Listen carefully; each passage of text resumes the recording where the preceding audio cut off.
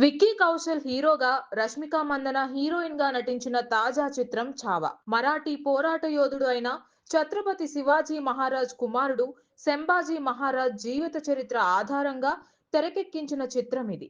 ఇప్పటికే హిందీలో అనేక బ్లాక్ బస్టర్ రికార్డులు బద్దలు కొట్టేసింది.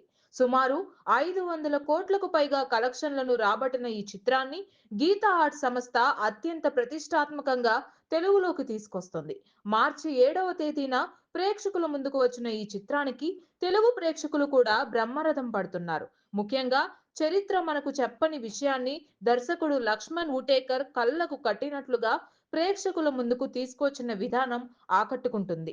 ముఖ్యంగా క్లైమాక్స్ 20 నిమిషాలైతే ప్రేక్షకులు కంటతడి పెట్టించేలా సినిమా ఉండడంతో పాటు రోమాలు నిక్కపొడుచుకునేలా చేయడంలో దర్శకుడితో పాటు విక్కీ కౌశల్ సక్సెస్ అయ్యాడనే చెప్పాలి.